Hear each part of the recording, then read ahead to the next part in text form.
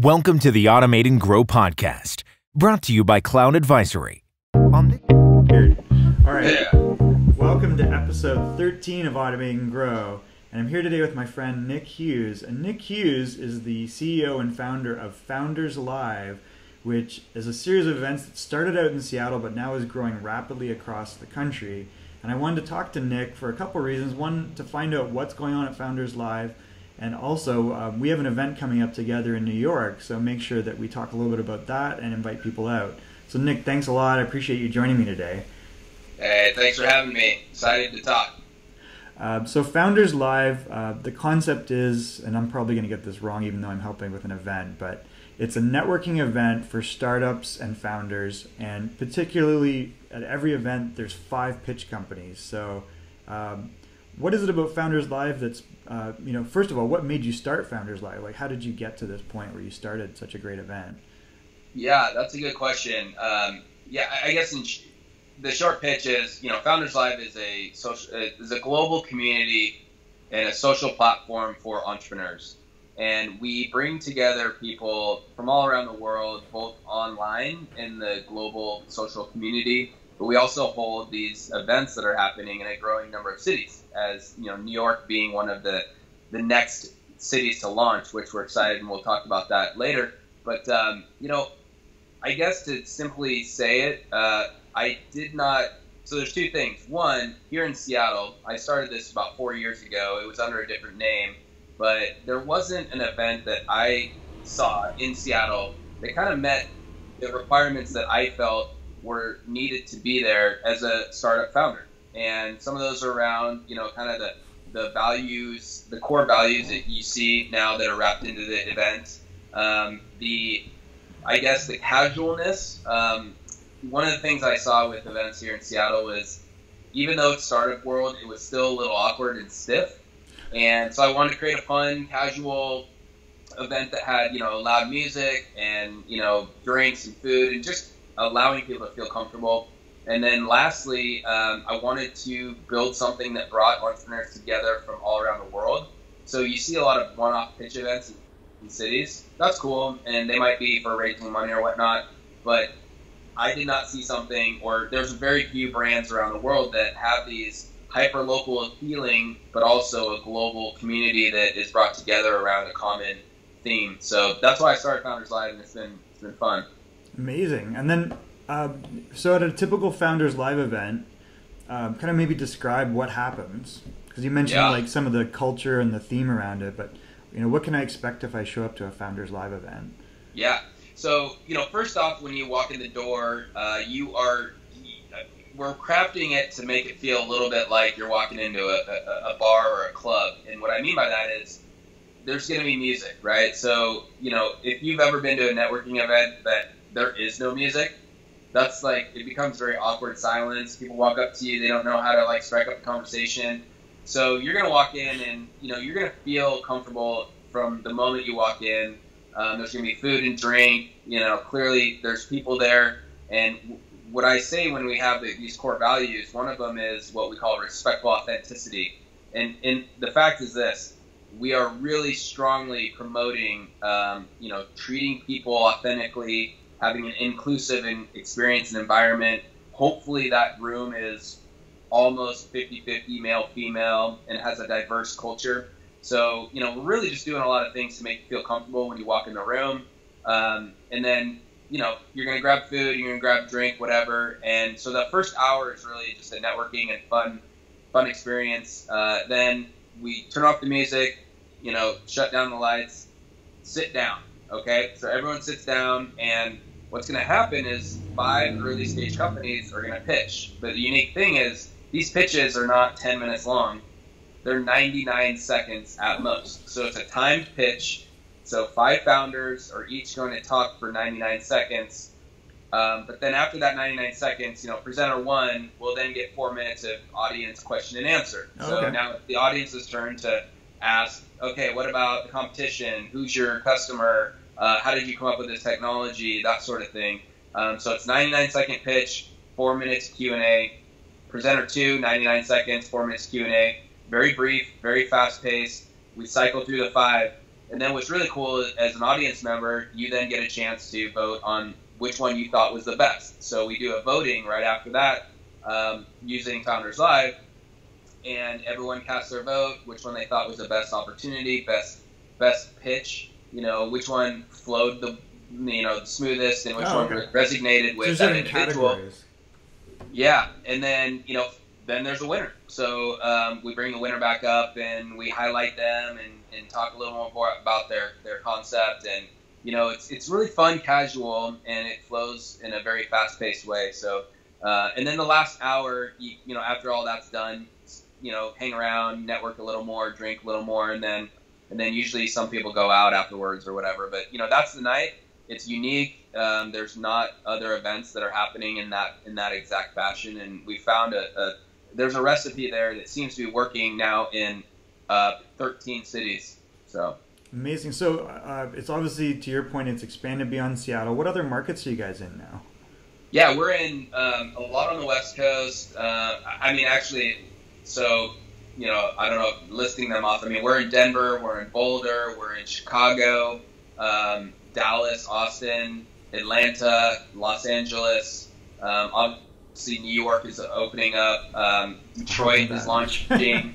Yeah, I'm excited for New York. And then pretty crazy, but this is now happening in Africa. What? And we launched in Accra, Ghana. What? In December. Are you going? Isn't that crazy? That's crazy.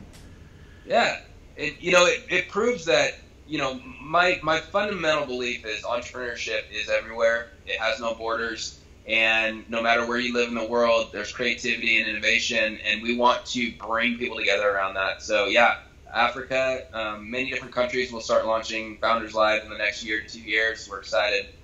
Oh, that's really interesting. And then you mentioned the voting was through the Founders Live app, I think you said. So yeah. I know there's like a community and technology portion to it. Maybe you can talk a little bit about what that is. Yeah, so if you simply go to founderslive.com, you will see it's actually a for lack of a better description, it's like a Facebook for entrepreneurs, but it's a social platform. You can join for free, meet a ton of people. There's information flowing through there all the time, and that's where we do our voting. So if you were at the New York event, you would see that night essentially a quick poll that says Founders Live New York, which startup had the best pitch, and that's what you would be creating that, and anyone in the crowd just simply, after all those pitches are done, they just pull up Founders Live. They just touch one of the 5 choices for their vote, and that's how you vote for the winner. And it's pretty simple. Great. Okay. Yeah. And then the community itself, is that a platform that you built, or what was kind of the process of adding that, or is that like central to the whole project initially? Yeah, good question. We work with a company called Mighty Networks, and they are essentially like a WordPress for communities and social platforms. And simply put, I utilize them and their basic platform for communities to start growing Founders Live. So we didn't build it. I pay monthly to utilize their platform. That's great. And right now, that's essentially our MVP is to get this community, this global platform and community going. We're utilizing a third-party service, but over time we will build our own. Oh, you pretty will? sure about that. Yeah, pretty sure about that. But right now, so when you go to Founders Live, it's very clean, it's very efficient, and you can. There's member chats. There's an ability. We do this thing called the influencer series. So pretty much on every week we are highlighting. Similar to this in the sense that we have an expert in a specific industry, whether it's legal or HR or sales or social media. They do like essentially a live stream chat that is on a topic that, as a member, you're learning about, how to incorporate your startup, or HR, things about hiring Startup or HR. firing. I got the lady for you. Yeah, so it's really cool, and so you're going to see a lot of those influencer series, live stream chats. You're going to meet a ton of people. There's articles, videos on there. It's really fun. Yeah, that's amazing. And so, was this a venture that you kind of started on your own? And what's been the journey like to this point, and where do you think you're going? Oh man, yeah, I did. I'm the sole founder. I did start it on my own. It was, like I said, I mean, I started that first event 4 years ago, and at the time, I did not know that this was going to take place. But what I did know was I saw the value in bringing people together, and I started to see the secret sauce of why people wanted to continually attend that event. And in the end, I just pared it down to, people want to be a part of something that's unique, special, and has like some very, the core values of like the reasons why people would stay attracted to this is for certain reasons that have been determined by the company. And so when I created these core values and I created this platform and said, hey, this is why it's important for us to gather and grow the Founders Life community, I started to see that's what kept feeding me to continue to grow it and continue to open new cities, and just seeing that this is unique and all cities really actually would benefit for having a Founders Live event and community in their city. So that's what kept me going. Sure. And, there was definitely a period of I would say about 6 months to a year where it was very, very slow growth. I actually didn't know if it was going to pan out and hit a growth, essentially hit a growth rate enough to like keep the momentum going. But everything pretty much changed it was probably about a year ago. So like January, February of 2017, it just, I don't even know why, but like there was a few just things. Finally caught. Yeah. I mean, it just like happened where a couple things came into play. And we got the process together to start opening new cities. So the second city we opened was Portland. And then the third city we opened was Boulder, and then Denver, and then Chicago. And all of a sudden the dominoes just started kind of dropping. And so that's how it came together. That's great. Yeah. To tell you where we're going, I will say that, we are on a growth rate of about 2 new cities a month. Oh wow! And yeah, that's rapid. and it is rapid. But it's also like it's not too aggressive, right? It's like two. Sometimes it's 1, sometimes it's 3. Like I think this month is going to be 3. But yeah, we're going to open 2 new cities for a long time, and I believe that we'll end the year this year in about 40 cities. Oh man, that's huge. It's huge, yeah. And then incredible. Next year, 2019, we'll end the year probably about 100 cities, and this thing is just going to go around the world. There's almost like a TEDx feel to it, where it's like, initially they had kind of the proof of concept around TED Talks, and then they started empowering local organizers to put together events. So I see a little bit of that in your model, which probably lets you have kind of an exponential growth like you're having. You're absolutely right, and I have definitely studied their model. So okay. I'm glad you mentioned that. And yeah, I think like there are similarities and differences, but in the end, look, it's like people like you, that what we call the city leaders is realizing, oh my gosh, of course, like my city needs this. Why can't I not start this? And then it's just giving you enough knowledge and hopefully resources to get something going. And the key is this: the moment you get it going and you hold 6, 8 events, it becomes autopilot in the sense that people just want to continue to show up. The brand continues to build in the city. More startups want to be highlighted, and it just starts running. And it's less about pushing the boulder. It's more like, how do I just guide this the right way? That's great.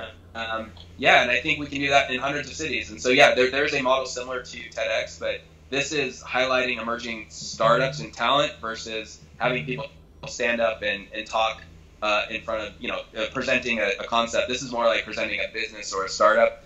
And so, yeah, it feels really cool to feel like you've hit on, there is this combination that we found that works, and it's going to work all over the world. Yeah, that's super satisfying, especially if you were like butting your head against the wall initially to try to catch fire a little bit. And then I'm interested in knowing what sort of companies have come through to pitch, and who in the future you see, like what stage are they, what sort of problems are they trying to solve?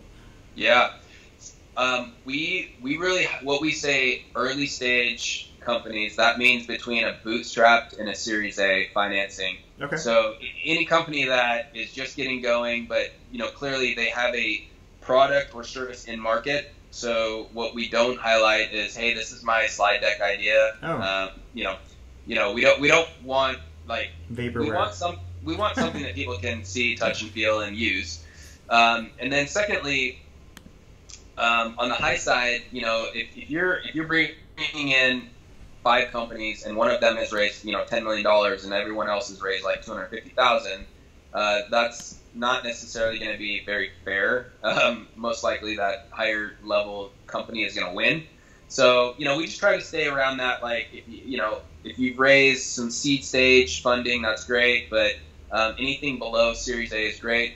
And man, given that not only I live in Seattle, but I've traveled to some of these other cities and the events, you're just going to see a wide range. It could be from a technology company, it could be AI.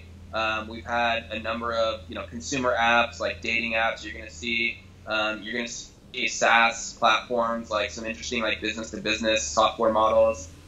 We've had a winner here in Seattle about a year ago. They created their own chai tea. I mean, so it was like a really interestingly branded and new company that their pitch was amazing, and they ended up winning, right? So it's not like it's a food startup. Science. That's kind of cool, actually. That's kind of neat. It's really cool, So you're going to see like a wide variety of different concepts, and that's what we encourage. Is if you're, when you're holding this Founders Live event in your city, have a diverse selection of companies, have a diverse selection of presenters. So, male, female on stage, diverse selection in culture and background, hopefully skin color, those sort of things. You're highlighting as much diversity as possible within companies and people. Cool. Yeah. And then, so some of those, what's happened to some of those companies since they've pitched, and what's the outcome and feedback from them? Yeah, great question. So it might be a good idea right now to just say that we have a Hall of Fame that every single winner. Yeah, so you'll start seeing that from New York, but every single winner from every event we list on what we call the Founders Live Hall of Fame. That's online. And you can scroll through there and kind of check out who's won. But basically, the feedback, so the winner, once the winner's announced, they're brought back up, people can ask more questions, and it's a little more highlight of that startup. But what we see happen, and I'm not saying it's 100% correct because it never is, but a lot of times the crowd does know, and they pick out the one that seems to be one that will be successful. We've seen a lot of times the majority, at least more than half, if not 60, 70%, they're getting follow-on funding, they're continuing, they're growing, they're having success. So yeah, we just see it's really cool. What I've noticed with the founders is it's like a nice shot of adrenaline that no matter who you are, if you go to something like this, you pitch and you end up being the crowd favorite and win, that's a hell of a great thing of confidence for you as a founder. So you see them kind of like really light up, and it's a big momentum builder for their company. And we just see companies a lot of times they continue to grow and have momentum through after they win the event. That's great.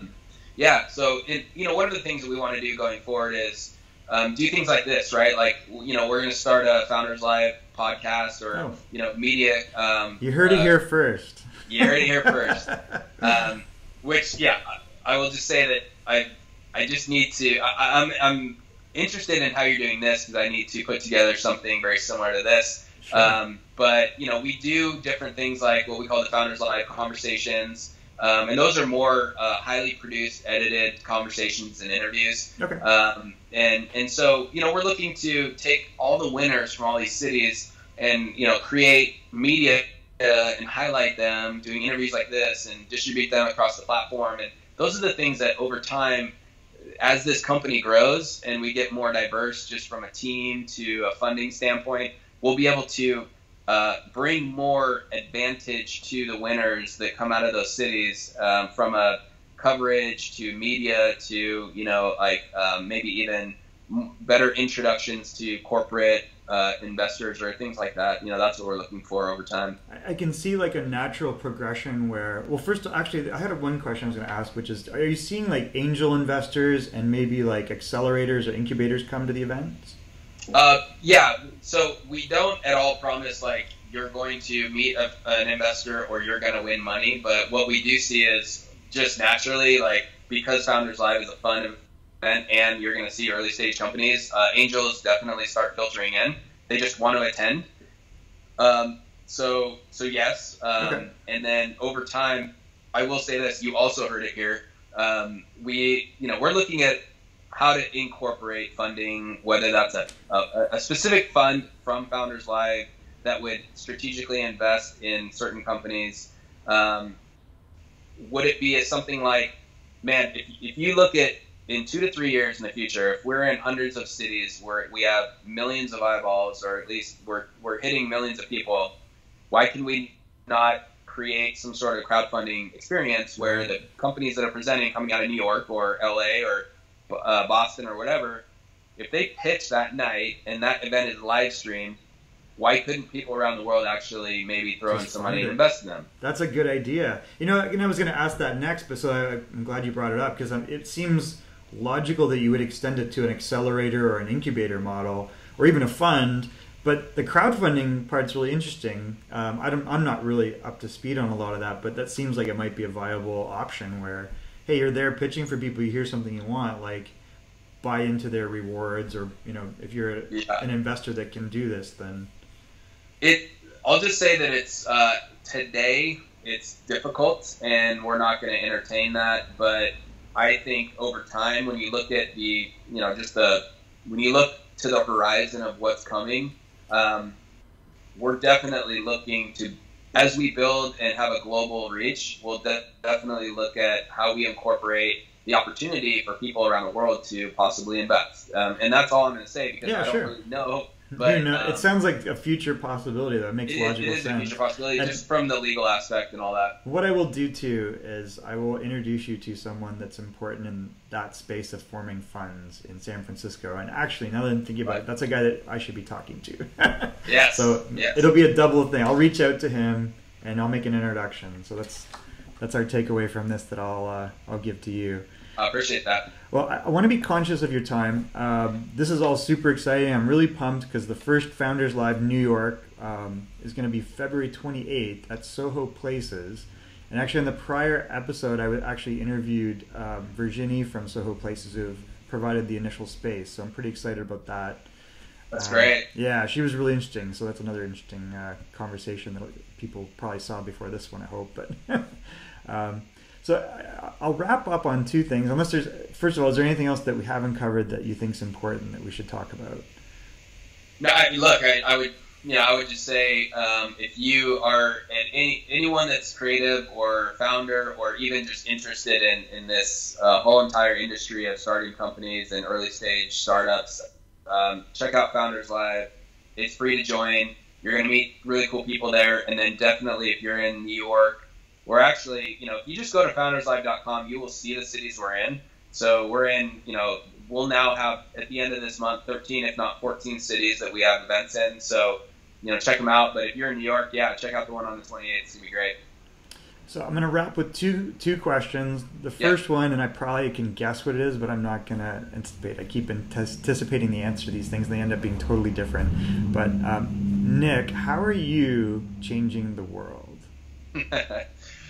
I am changing the world through Founders Live by inspiring, educating, and entertaining entrepreneurs and creative people. And I would simply just say that I believe every individual has a spark of that inspiration to do great things in the world, but a lot of times they don't know where to go or how to learn about it or gather around the similar people. So that's what we're doing, is we're creating that movement by bringing people together around that inspiration. Terrific. Love it. I'm glad I can help out a little bit. Yes. I'll wrap with one final thing. When we have interesting guests on, we want to talk to other interesting guests. So I'm going to put you on the spot like I do everybody else, which is I'm going to ask you to nominate someone that you think would be an interesting guest to appear on the Automate and Grow podcast. And we usually talk to either experts or entrepreneurs and kind of like they're innovative product-wise, or they're an expert in marketing, sales, support, automation, or some aspect of that. So usually your first answer is the best answer. So No, I've got one, man. Okay. And this works perfectly. So I will introduce you to Greg Robinson. He is a good friend of mine, and he's the CEO and co-founder of Drift, which actually is in. They are creating an energy marketplace. I mean, his vision.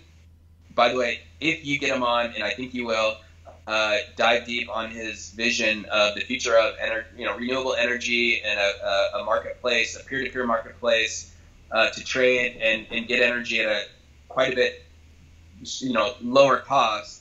And he is launched in New York, and that's the only market that he is actually launched in. Okay, so, super. Drift. So it's Greg Robinson, right? Yes. From Drift. Amazing. His company's called Drift. And you'll love him. So I will make that introduction, and he'll be a great guest. Greg, you've been nominated, so we'll take that introduction. Hopefully you'll appear on another episode. So, Nick, I want to thank you for helping out in, number one, launching the New York Founders Live. I'm really excited about that. And I appreciate you appearing on the podcast. So I look forward to connecting with you live as well. Absolutely. At some point, in the next couple months, I'll make it to New York, and we'll have a great Founders Live event. Awesome. All right, well, this has been episode 13 of Automate and Grow, and we look forward to seeing you guys on episode 14. This has been an episode of the Automate and Grow podcast. Check out other episodes for interesting topics on how to grow, innovate, and automate your business. Subscribe or like us on iTunes, YouTube, Google Play, or on our website at www.automategrow.biz and get your copy of the book Automate and Grow at Amazon today.